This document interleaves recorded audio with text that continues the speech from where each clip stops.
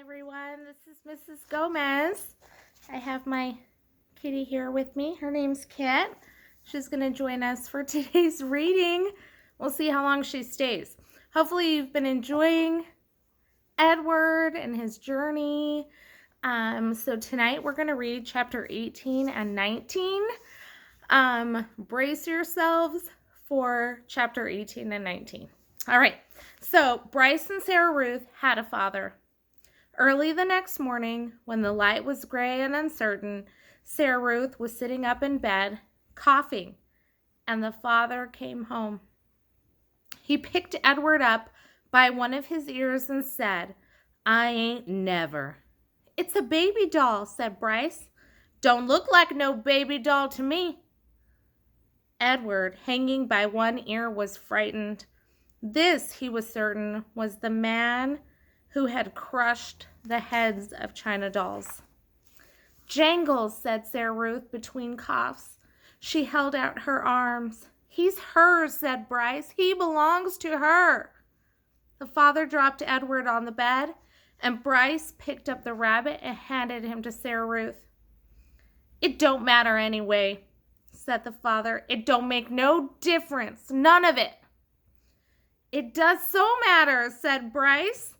"Don't you sass me," said the father. He raised his hand and slapped Bryce across his mouth, and then he turned and left the house.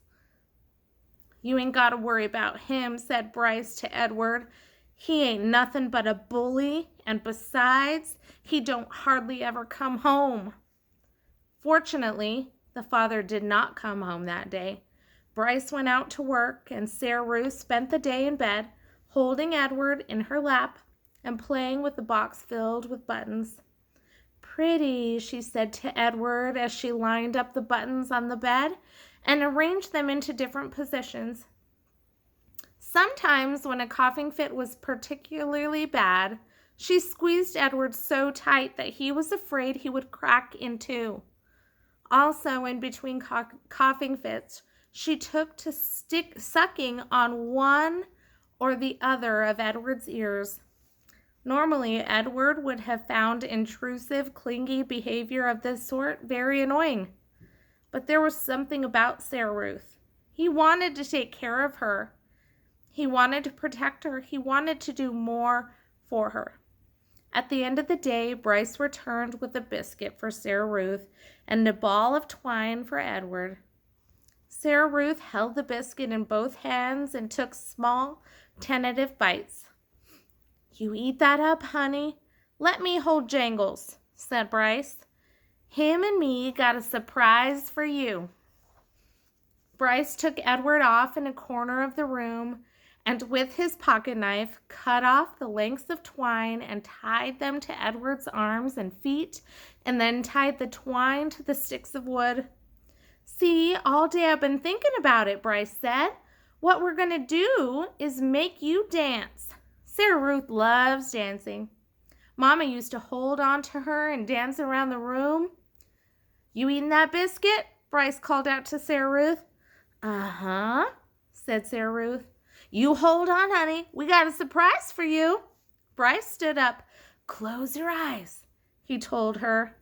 He took Edward over to the bed and said, "Okay, you can open them now." Sarah Ruth opened her eyes. "Dance, Jangles," said Bryce. And then, moving the strings with the sticks in his one hand, Bryce made Edward dance and drop and sway. And the whole while, at the same time, with his other hand, he held on to his harmonica and played a bright and lively tune. Sarah Ruth laughed. She laughed until she started to cough, and then Bryce laid Edward down and took Sarah Ruth in his lap and rocked her and rubbed her back. "You want some fresh air?" he asked her. "Let's get you out of this nasty old air, huh?" Bryce carried her outside. He left Edward lying on the bed, and the rabbit, staring up at the smoke-stained ceiling, thought again about having wings. If he had them, he thought, he would fly high above the world to where the air was clear and sweet, and he would take Sarah Ruth with him. He would carry her in his arms. Surely, so high above the world, she would be able to breathe without coughing.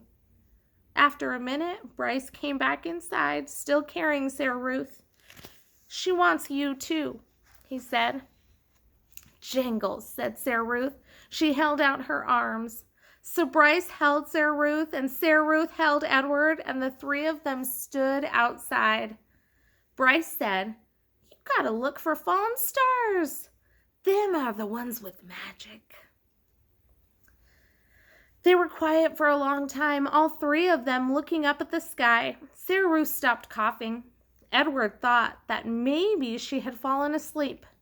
"There," she said. She pointed to a star streaking through the night sky. "Make a wish, honey," Bryce said, his voice high and tight. "That's your star. You make a wish for anything you want." And even though it was Sarah Ruth's star, Edward wished on it too. Chapter 19. The days passed. The sun rose and set and rose and set again and again. Sometimes the father came home and sometimes he did not. Edward's ears became soggy and he did not care. His sweater had almost completely unraveled and it didn't bother him. He was hugged half to death and it felt good. In the evenings, at the hands of Bryce, at the ends of the twine, Edward danced and danced. 1 month Sarah passed, and then 1 month passed, and then 2, and then 3. Sarah Ruth got worse. In the 5th month, she refused to eat. And in the 6th month, she began to cough up blood. Her breathing became ragged and uncertain. And if she was trying to remember in between breaths what to do, what was breathing? "Breathe, honey," Bryce stood over her and said. "Breathe," thought Edward from deep inside the well of her arms. "Please, please breathe." Bryce stopped leaving the house. He sat at home all day and held Sarah Ruth in his lap and rocked her back and forth and sang to her. On a bright morning in September, Sarah Ruth stopped breathing. "Oh no," said Bryce. "Oh honey, take a little breath, please." Edward had fallen out of Sarah Ruth's arms the night before, and she had not asked for him again. So face down on the floor, arms over her head, Edward listened as Bryce wept. He listened as the father came home and shouted at Bryce. He listened as the father wept.